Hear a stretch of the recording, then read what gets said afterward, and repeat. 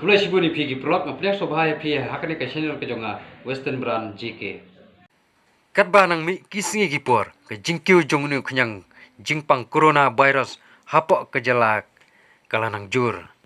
Kat kum ka update jong ka sorkar menta ka janmit haka khat pratrik nyau banai arhajar arpho la ong bala don ki bala yok biang ya ka positif sa khat sangut ke bala penpua ya ka jingdon jong kinong pang sya ka saus pa khat prangun. Tong ini apa mentai ke new positif kilong kumne.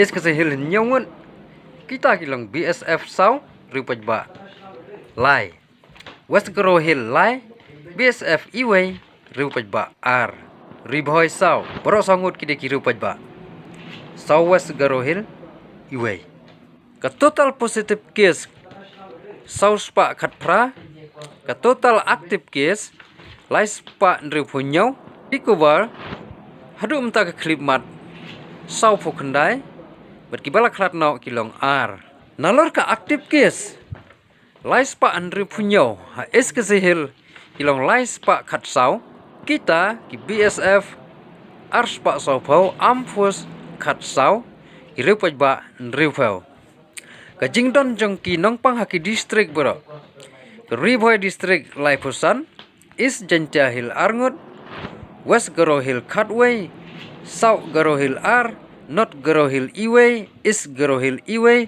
Southwest Garo Hill iway. Kumta, lakan tiu ki pejba ba kimdai ban long ki bating ne siir. Yakni ki boro. Ka sorkar kan le. Ya ka ka jingdon kam nakam ta ka jongi pejba. Soba ban sim. Ya ka nuksa ka baba ba ka sorkar kalabu nakam ta ka jongi. Ban bud ya ki an ki kanun kumba ka sorkar keledap tha engi nang ye ap banang ye page kene ke channel ke jonga nganang ye upload khuble sibun